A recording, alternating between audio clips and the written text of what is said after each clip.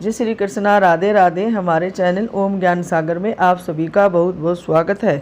आज हम आप सभी के लिए लेकर आए हैं गोवर्धन पूजा विधि महत्व के बारे में बताएंगे। गोवर्धन पूजा विधि। इस दिन सुबह सुबह गाय के गोबर से गोवर्धन नाथ की अल्पना बनाई जाती है, जिसे फूल और पेड़ों की डालियों से सजाया जाता है। फिर शाम के समय उनकी पूजा की जाती है। पूजा में धूप, दीप, दूध, दही, नैवेद्य, जल, फल, खील, बतासे आदि का इस्तेमाल किया जाता है। इसके बाद इसकी परिक्रमा लगाई जाती है। फिर ब्रज के देवता कहे जाने वाले गिरिराज भगवान को प्रसन्न करने के लिए अन्नकूट का भोग लगाया जाता है।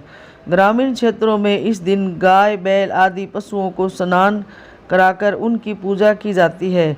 पशुओं को फूल माला पहनाकर, तिलक लगाकर और उन्हें धूप दिखाई जाती है।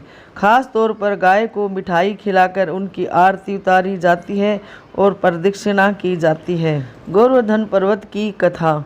एक समय की बात है, श्री कृष्ण अपने मित्र ग्वालों के साथ पशु चराते हुए गोवर्धन पर्वत पर जा पहुँचे। वहाँ उन्होंने देखा कि बहुत से लोग एक उत्सव मना रहे हैं। श्री कृष्ण ने इनका कारण जानना चाहा तो वहाँ गोपियों ने उन्हें कहा कि आज यहाँ मेघ व देवों के स्वामी इंद्रदेव की पूजा होगी और फिर इंद्रदेव प्रसन्न होकर वर्षा करेंगे। फलस्वरूप खेतों में अन्न उत्पन्न होगा और ब्रजवासियों का भरण पोषण होगा। यह सुन श्री कृष्ण सबसे बोले कि इंद्र से अधिक शक्तिशाली तो गोवर्धन पर्वत है, जिसके कारण यहाँ वर्षा होती है, और सबको इंद्र से भी बलशाली गोवर्धन पर्वत का पूजन करना चाहिए। श्री कृष्ण की बात से सहमत होकर सभी गोवर्धन की पूजा करने लगे। जब यह बात इंद्रदेव को पता चली तो उन्होंने क्रोधित होकर मेघों को आज्ञा दी कि वे गोकुल में जाकर मूसलधार बारिश करें। भयानक बारिश से भयभीत होकर सभी गोप ग्वाले श्री कृष्ण के पास गए। यह जान श्री कृष्ण ने सबको गोवर्धन पर्वत की शरण में चलने के लिए कहा। सभी गोप ग्वाले अपने पशुओं समेत गोवर्धन पर्वत की तराई में आ गए।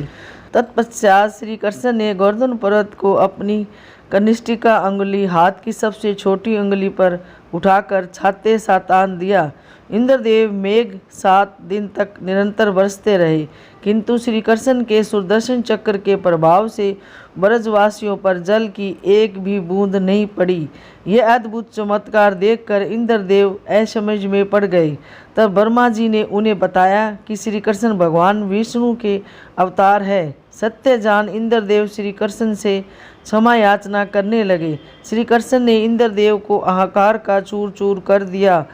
अंत में उन्होंने इंद्रदेव को क्षमा किया और 7वें दिन गोवर्धन पर्वत को भूमि तल पर रखा और ब्रजवासियों से कहा कि अब वे हर वर्ष गोवर्धन पूजा कर अन्नकूट का पर्व मनाए। तभी से यह पर्व प्रचलित है और आज भी पूर्ण श्रद्धा भक्ति के साथ मनाया जाता है। भारत में यह विशेष रूप से किसानों द्वारा मनाया जाता है। महाराष्ट्र में इस दिन विष्णु अवतार वामन की राजा महाबली पर विजय के रूप में भी मनाया जाता है। इस पर्व को बलि प्रतिपदा एवं बलि पड़वा भी कहा जाता है। गुजरात में कार्तिक मास के शुक्ल पक्ष की प्रतिपदा को गुजराती नव वर्ष के रूप में भी मनाया जाता है। गोवर्धन पूजा क्यों की जाती है? इंद्र के अभिमान को चूर करने के बाद भगवान श्री कृष्ण ने गोकुल वासियों से कहा था कि कार्तिक शुक्ल प्रतिपदा के दिन 56 भोग बनाकर गोवर्धन पर्वत की पूजा करें। गोवर्धन पर्वत से गोकुल वासियों को पशुओं के लिए चारा मिलता है और यही पर्वत यहाँ बादलों को रोककर वर्षा करवाता है, जिससे कृषि अन्न उत्पन्न होती है।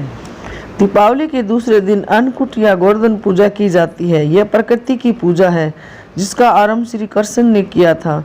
इस दिन प्रकृति के आधार पर पर्वत के रूप में गोवर्धन की पूजा की जाती है और समाज के आधार के रूप में गाय की पूजा की जाती है।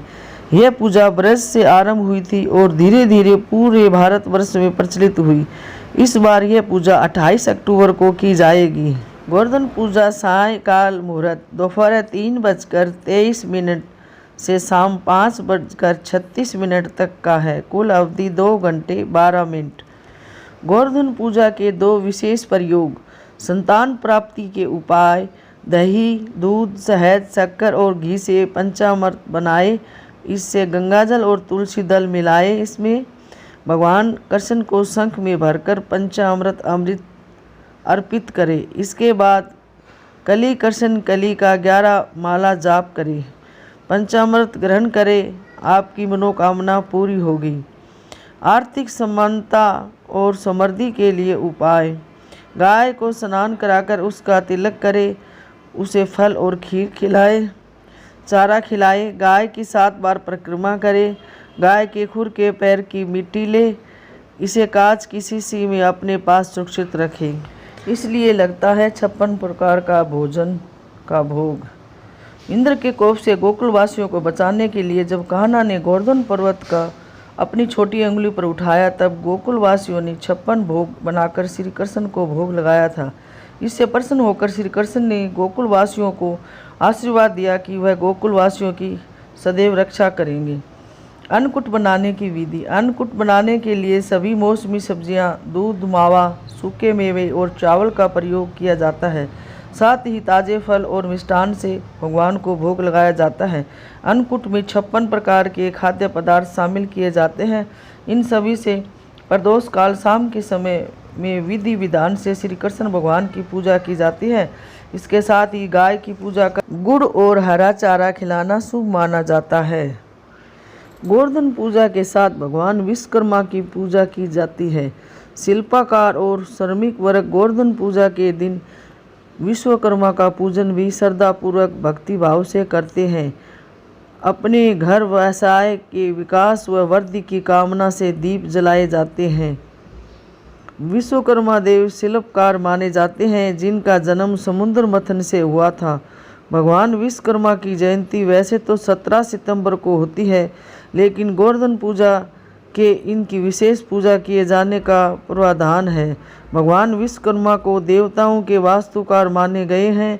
उन्हें यांत्रिका, विज्ञान तथा वास्तुकला का जानक कहा जाता है। फैक्ट्री आदि के काम करने वाले मजदूर, मिस्त्री, कारीगर, शिल्पकार, फर्नीचर बनाने वाले, मशीनों पर काम करने वाले लोग गोवर्धन पूजा के दिन मशीनों, औजारों आदि की सफाई करते हैं, पूजा करते हैं और श्रद्धापूर्वक भगवान विश्वकर्मा का पूजन भी करते हैं।